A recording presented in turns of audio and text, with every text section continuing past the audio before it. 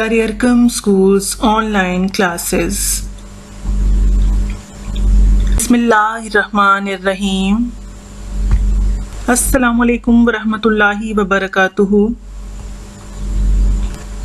मुतालिया पाकिस्तान जमात नाहम का आज छठा लेक्चर है और हमारा पहला सबक है पाकिस्तान की नज़रियाती असास और इसका उन्वान है दो कौमी नज़रिया। बरसगीर के मुसलमानों की मजहबी, सकाफती, समाजी और मुआशी महरूमी के हवाले से दो कौमी नज़रिया की इब्तदा और इर्तका की वजाहत। इर्तका का मतलब आपको पता है बतदरीज तरक्की करना, आहिस्ता आहिस्ता अपनी असल शक्ल जो है वो इख्तियार करना। दो कौमी नज़रिया इसकी इब्तदा और इर्तका की वजाहत है। दो कौमी नज़रिए से मुराद क्या है? दो कौमी नज़रिया क्या है? टू नेशन थ्योरी क्या है? कि बरसगीर पाको हिंद में दो बड़ी कौमें आबाद थीं, मुसलमान और हिंदू।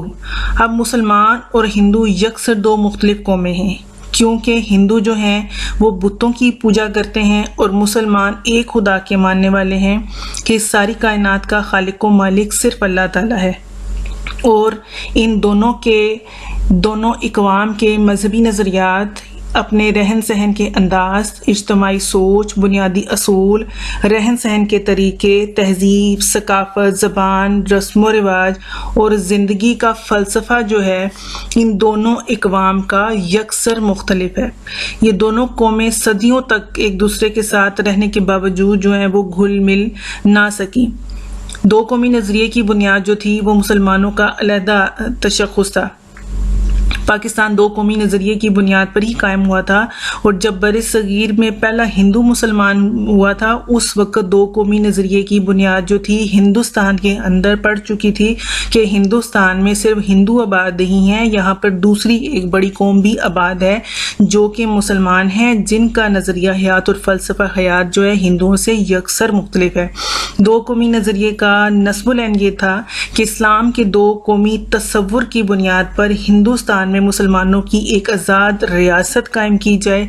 इस्लाम के नाम पर एक ऐसा खित्ता, एक ऐसा इलाका, एक ऐसी सरजमीन कायम की जाए जिसमें रहते हुए तमाम मुसलमान अपनी इनफरादी ज़िंदगियों को और अपनी इज्तमाई ज़िंदगियों को इस्लामी असूलों के मुताबिक मुनज़्ज़म कर सकें। उसके मुताबिक जो है इस्लाम के बताए हुए ज़ाब्ता हयात के मुताबिक, उस निज़ाम के मुताबिक जो कि नबी करीम सल्लल्लाहु अलैहि वसल्लम की ज़ात ने हमें बताया, उनकी सुन्नत को मद्देनज़र रखते हुए, कुरान पाक के अहकामात को मद्देनज़र रखते हुए हम अपनी ज़िंदगियाँ जो हैं वो मुनज़्ज़म कर सकें।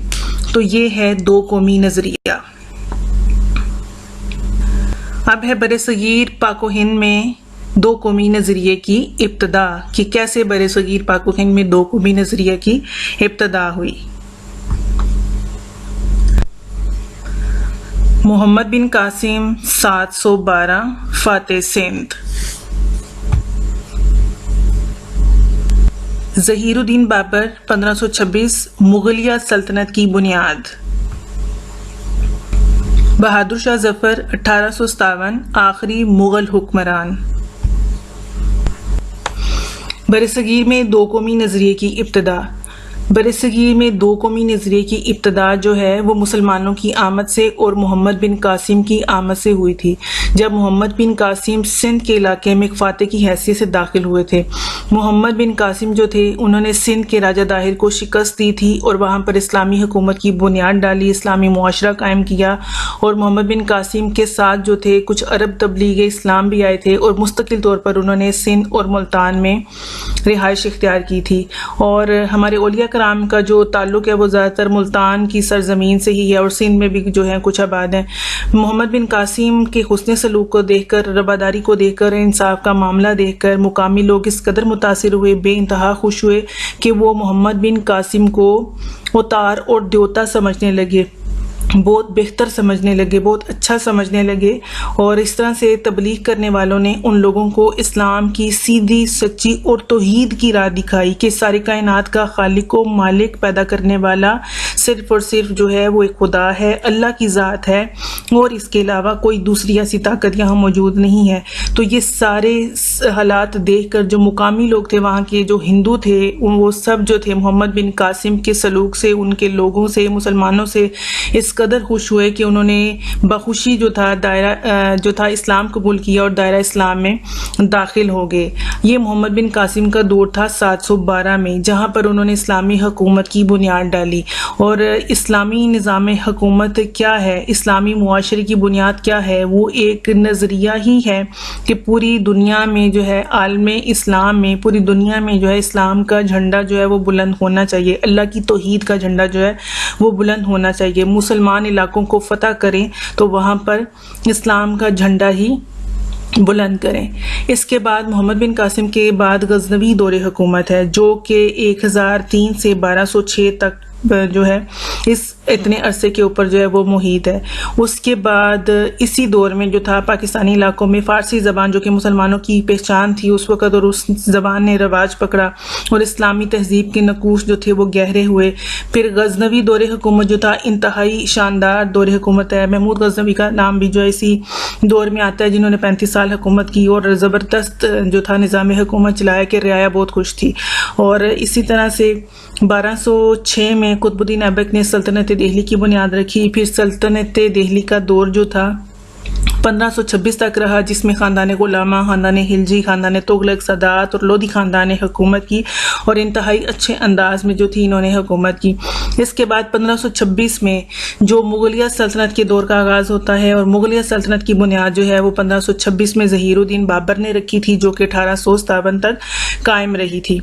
मुगलिया दौरे हुकूमत में जो है सबसे पहले ज़हीरुद्दीन बाबर है, फिर उसका बेटा नसीरुद्दीन हुमायूं, फिर उसका बेटा जलालुद्दीन अकबर, फिर उनका बेटा नूरुद्दीन मोहम्मद जहांगीर, फिर उनका बेटा शहाबुद्दीन शाहजहां, फिर उनका बेटा औरंगज़ेब आलमगीर। ये तरतीब है तमाम मुगल हुक्मरानों की जिन्होंने मुगलिया सल्तनत के अंदर हुकूमत की। तमाम ख़ानदान जितने भी आए उन्होंने बेहतरीन हुकूमत की, चाहे सवाए चंद एक के, लेकिन एक अच्छा और शानदार जो था वो अपनी दौरे हुकूमत का वक़्त गुजारा। लेकिन आखिरी मुगल हुक्मरान बहादुर शाह जफर को अंग्रेज़ों ने 1857 की जंग आज़ादी में शिकस्त दी, बदतरीन शिकस्त दी, और शिकस्त देने के बाद उनको कैद किया गया, उनको रंगून म्यांमार में भेज दिया गया, वहाँ पर उनको कैद किया गया, जिसके बाद उनका इंतकाल जो था वो वहीं पे हुआ और वहीं पे दफन हुए, इंतहाई बेबसी की हालत में, इंतहाई कसम पुरसी की हालत में।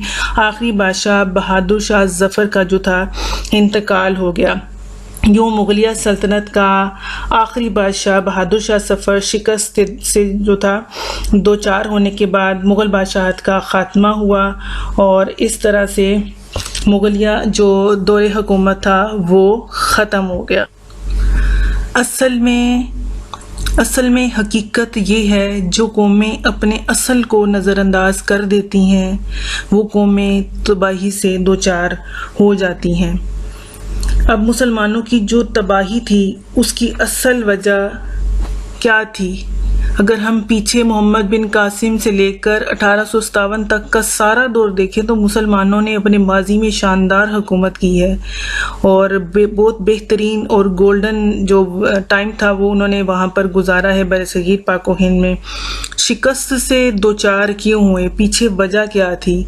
और मुसलमानों की तबाही जो थी उसकी असल वजह जो थी वो इस्लाम से दूरी थी। यहाँ पर जो आखिरी हुक्मरान बादशाह बहादुर शाह जफर का जो अंजाम बताया जा रहा है, हम देख रहे हैं कि इंतहाई कसम पुरसी की हालत में उनको शिकस्त हुई और मुगलिया सल्तनत का चैप्टर जो था वो क्लोज हो गया।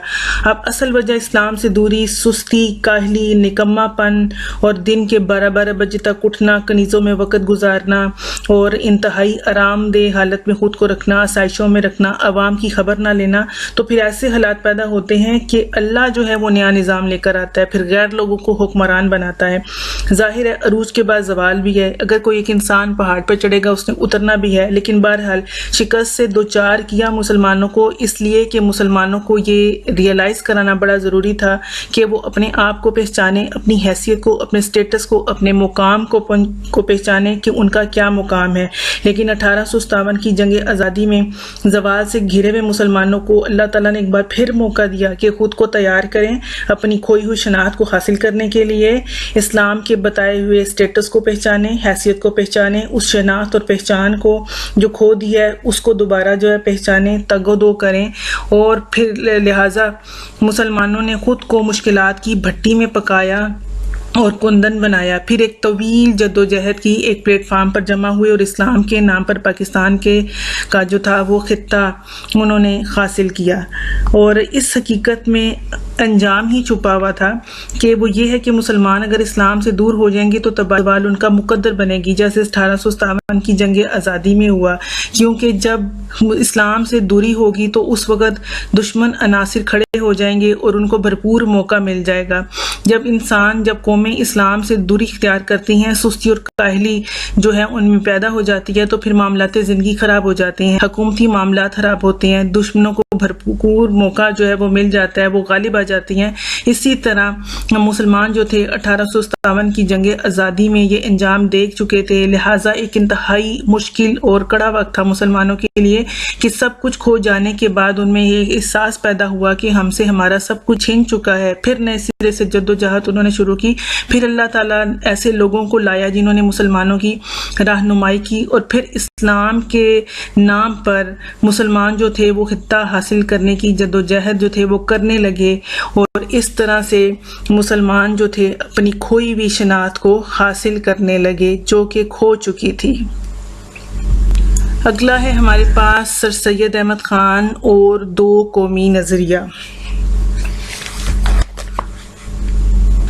सर सैयद अहमद खान और दो कौमी नज़रिया के हवाले से 1857 की जो जंग आज़ादी थी, इस जंग आज़ादी में मुसलमानों और हिंदुओं ने मुत्तहिद होकर अंग्रेज़ साम्राज्य से छुटकारा हासिल करने की कोशिश की, लेकिन इन्हें बदतरीन नाकामी का सामना करना पड़ा, क्योंकि हिंदुओं और अंग्रेज़ों ने इस जंग की तमाम जिम्मेदारी मुसलमानों के कंधों पर डाल दी। मुसलमानों की जायदादें और जगीरें जब्त कर ली गईं, उन्हें तरह तरह से जुल्म और सितम का निशाना बनाया गया।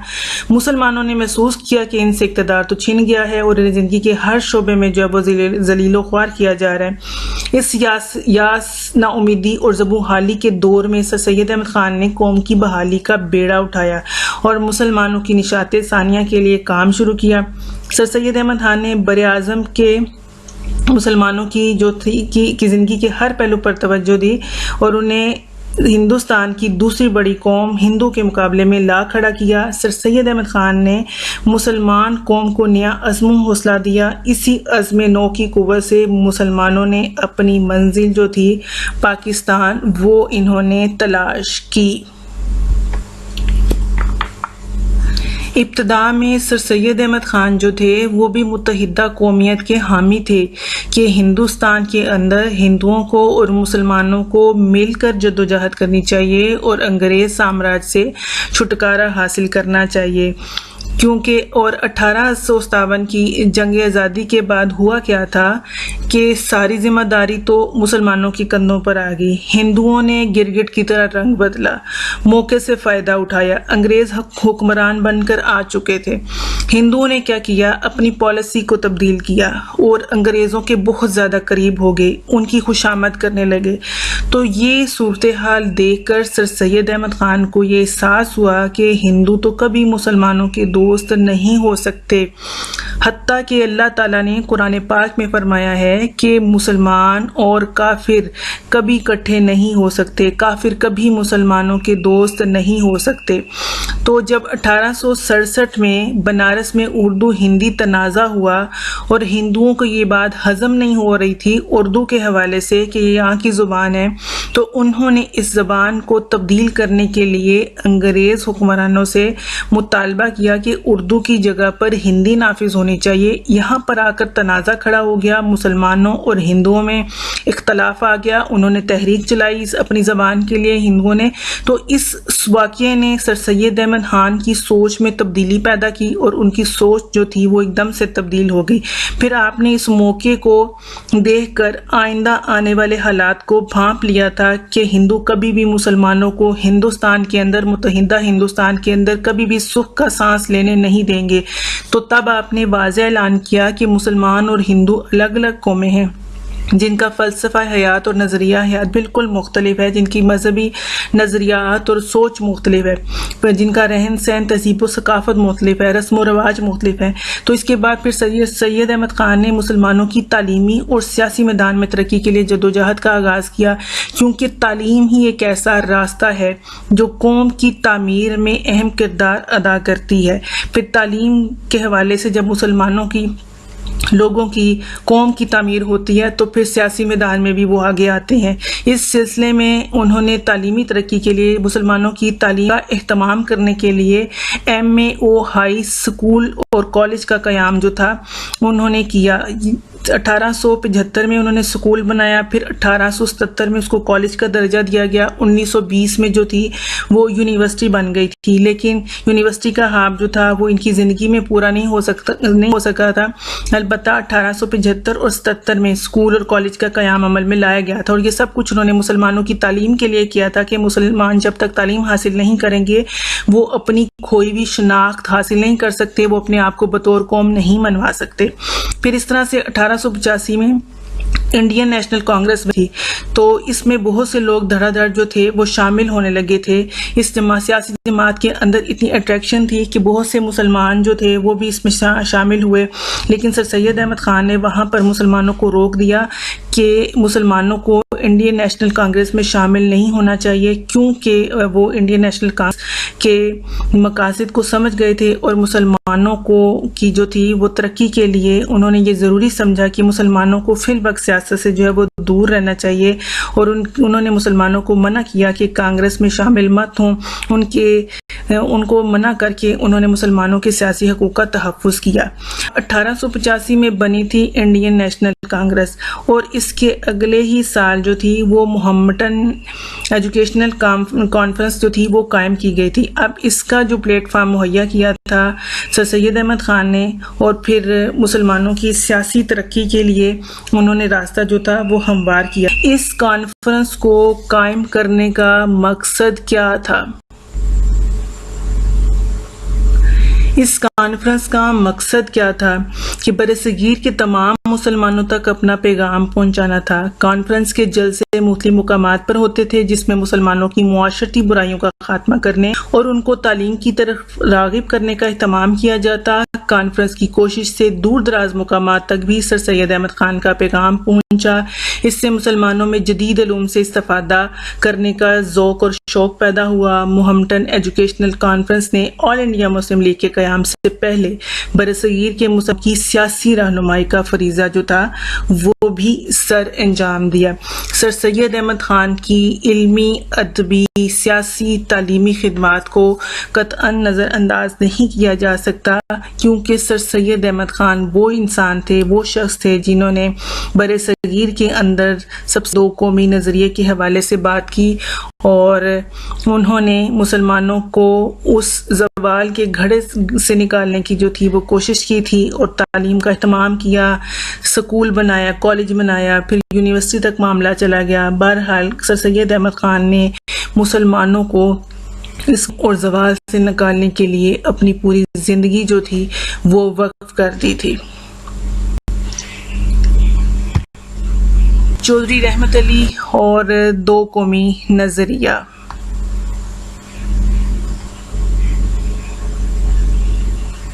चौधरी रहमत अली और दो कौमी नज़रिया। चौधरी रहमत अली के हवाले से कि उनकी पैदाइश 1907 की है। इस्लामिया कॉलेज लाहौर और कैम्ब्रिज यूनिवर्सिटी बरतानिया से तालीम हासिल की। आप जो थे इस्लामिया कॉलेज लाहौर के नामवर तालिब इल्म थे। जनवरी 1931 में उन्होंने जो था कैम्ब्रिज कॉलेज में कानून के शोबे में आला तालीम के लिए दाखिला लिया और 1933 में आपने लंदन में पाकिस्तान नेशनल मूवमेंट की जो थी वो बुनियाद रखी। आपने कौमी तहरीक इस नेशनल मूवमेंट का आगाज़ किया और 1933 में जो था इस तहरीक ने अपना पहला पम्फलेट अब या कभी नहीं, नाउ और नेवर के उन्वान से जो था वो शाया किया।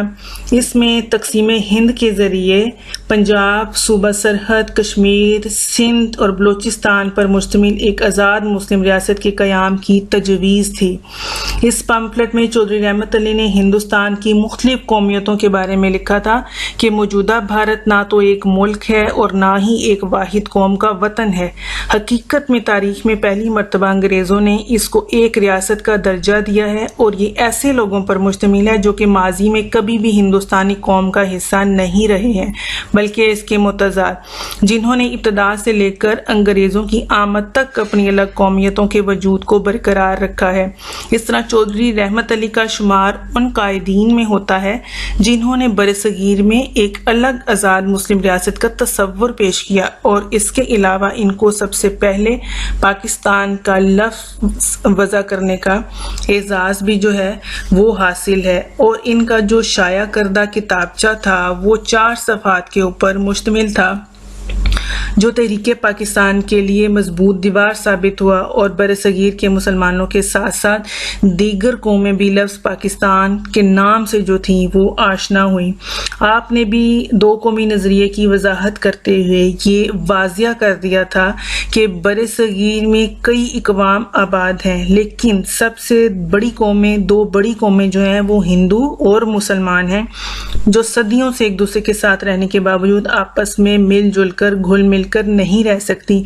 ये 2 ऐसी कौमें हैं जिनकी तहजीब, सकाफत और मजहबी नज़रियात, फ़लसफ़ा हयात, रहन सहन, रस्म व रिवाज कभी भी आपस में जम नहीं हो सकते। ये एक दूसरे को जज़ब नहीं कर सकते, क्योंकि हिंदू जो हैं वो बुतों की पूजा करते हैं और मुसलमान एक खुदा के मानने वाले हैं।